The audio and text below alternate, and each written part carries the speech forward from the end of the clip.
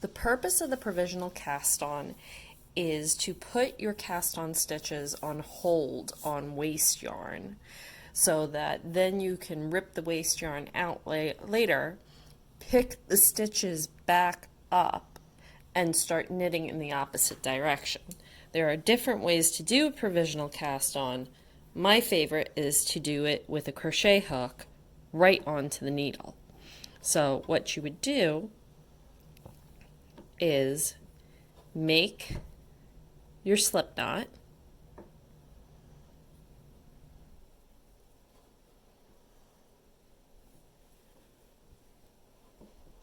chain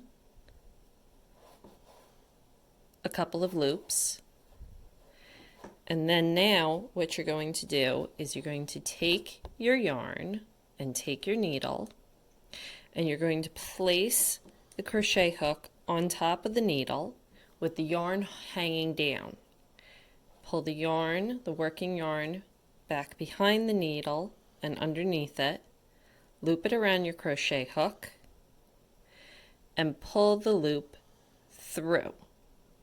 Now, you're going to drop the yarn back down behind, so it's got to come through here and behind, so that it's now under your knitting needle again. Loop it around the crochet hook and pull it through that loop.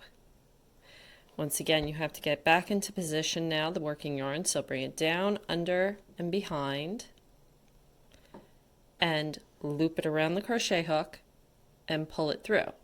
So you can see as you do it that you are putting these crochet loops right onto the needle. So once again, the yarn is back behind the needle. We're going to loop it around the crochet hook and pull it through the loop that's on the crochet hook. Again, reposition the yarn down, behind, loop it around, and pull it through. So we're going to do this a bunch of times, and this is our waste yarn. This is not the yarn we're going to work with. So I'm going to put some stitches on the needle, and then I'm going to show you how to knit onto this waste yarn. Okay, I have a number of stitches on the needle, and now what I'm going to do is I'm going to reposition and I'm going to chain off the end. So I'm going to chain a few stitches off the opposite end. And you need this because otherwise it would just all come unraveled.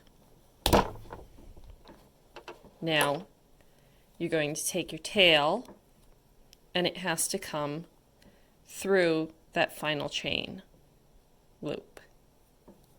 Okay. So there's the provisional cast on. Now what we're going to do is get the yarn in a working color. I'm going to use blue here so that it contrasts. Come into the first loop and work right on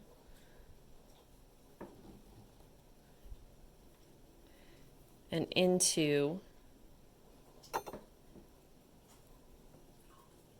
that chain.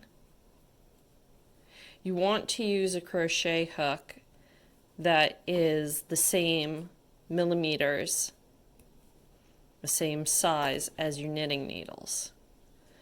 I used one that's slightly bigger here just to be able to see what we're doing.